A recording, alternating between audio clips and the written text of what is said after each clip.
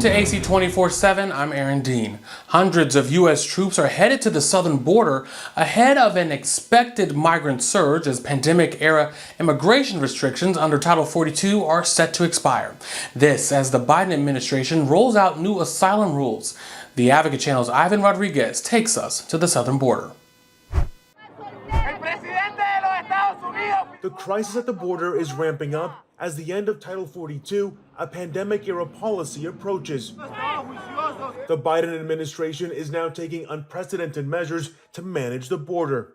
We are making it very clear that our border is not open, that crossing irregularly is against the law. Homeland Security Secretary Alejandro Mayorkas says if migrants cross the border illegally, it will mean tougher consequences. Unlike under Title 42, an individual who is removed under Title 8 is subject to at least a 5-year bar on re-entry into the United States and can face criminal prosecution if they attempt to cross again.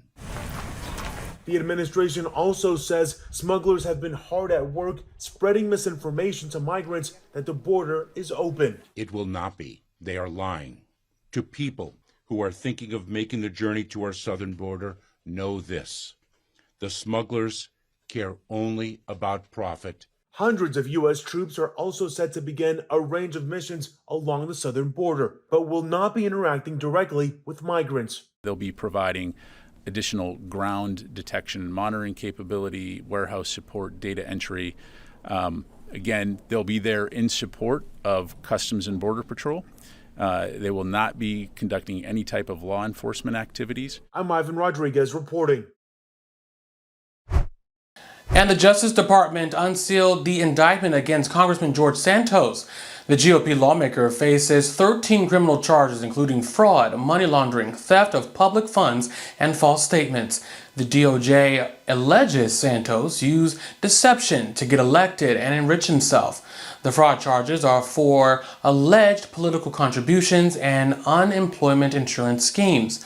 The 2 counts of making false statements involve Santos's comments before the House of Representatives. A spokesperson for the New York Eastern District says that Santos was taken into custody and is expected to appear in federal court. California Governor Gavin Newsom isn't sharing his thoughts on reparations. A task force that he established in 2021 recommended creating a state office to process reparation claims to Black Californians. Newsom won't say publicly whether he supports that, just that, quote, dealing with legacy is about much more than cash payments. He added that he will continue to work on advancing systematic changes and ensuring an inclusive and equitable California. If instituted, it could cost the state billions of dollars to address historical disparities in healthcare, housing, and policing. The U.S. debt ceiling drama is about to start a new chapter. President Joe Biden and top congressional leaders sat down to address the financial threat, but talks fell flat. The White House wants the spending cap lifted without restrictions. Republicans are pushing for their already passed plan that raises the ceiling $1.5 trillion, but cuts some domestic programs. If the U.S. breaches on its debt, the country could face an economic collapse and the loss of millions of jobs, according to analysts. A major loss in court for former President Donald Trump. A federal jury in New York found him liable for sexually abusing E. Jean Carroll and defaming her. The verdict came after just 2.5 hours of deliberation. A Manhattan federal jury found former President Donald Trump sexually abused E. Jean Carroll in a department store dressing room in the 1990s and subsequently defamed her. Carroll alleged Trump sexually assaulted her in the Bergdorf Goodman in the spring of 1996 and later defamed her when he denied her claims. The jury found his conduct was sexual abuse, sufficient to hold him liable for her civil battery claim, even though the jury found she did not prove his assault met the rape threshold. The minute he went like this, I preceded him into the dressing room. The minute he closed that door, I was banged up against the wall. I hit my head really hard. Boom. After deliberating for some 2.5 hours, the jury recommending Trump pay Carroll a total of $5 million, more than $2 million in damages on the battery claim, and nearly $3 million on the defamation claim. Carroll, in her suit, sought damages for this October 2022 social media post, claiming Carroll's account was, quote, a complete con job. Her story was completely made up, and that this can only happen to Trump. Carroll's team used that now infamous video to establish Trump's character, playing portions again during closing arguments. You know, I'm automatically attracted to beautiful. I just start kissing them. It's like a magnet. You just kiss. I don't even wait. And when you're a star, they let you do it. You can do anything. That's what you said, correct? Well, historically, that's true with stars. Not always, but largely true. Unfortunately or fortunately. Trump's lawyer in the case, Joe Tacopina, pressed Carroll during cross-examination, asking why she wasn't yelling out during the encounter. Crying on the stand, Carroll told Tacopina, "I'm telling you he raped me, whether I screamed or not.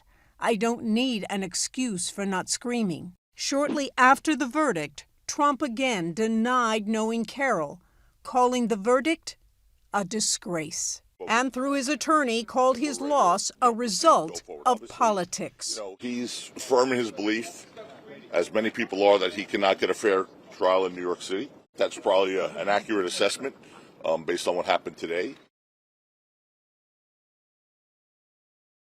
The DEA has extended some flexibilities that allow people to get controlled medications via telehealth. This comes after a public health emergency declaration following the onset of the COVID-19 pandemic was set to expire.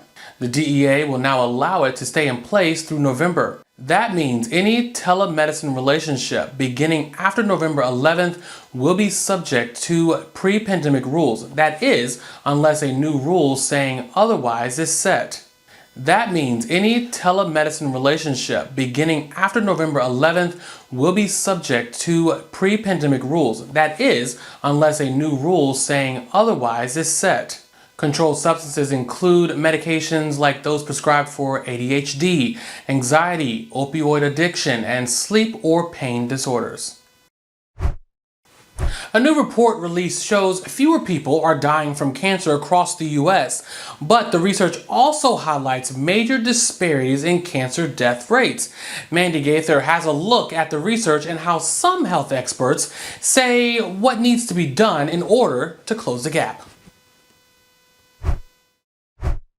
First, the good news. A new report by the American Cancer Society looking at cancer deaths in U.S. congressional districts finds overall declines in the past 25 years, with fewer cancer deaths noted among males at a 20 to 45% decline, and among females a slightly smaller decline of 10 to 40%, but for a couple of reasons. Decline in smoking prevalence started earlier among men, historically, and also the death rate, cancer death rate among men were much higher than among women. However, researchers say the declines didn't happen equally. The data shows disparities based on race and ethnicity. While cancer death rates decline for Black men, overall cancer deaths are still significantly higher among the Black community when compared to other groups. The study's lead author says to change this, there needs to be a focus on reshaping policies around tobacco use, as well as making sure there's equitable access to cancer screenings and treatments. By looking at the death rates by congressional district, researchers hope it'll have public health policy implications. Representatives have the power to vote for some policies that can reduce cancer mortality and also reduce cancer disparities in mortalities. For Health Minute, I'm Mandy Gaither. And thank you for joining us for AC 24/7. For more, go to theadvocatechannel.com and subscribe on the Advocate Channel YouTube page. For the Advocate Channel, I'm Aaron Dean.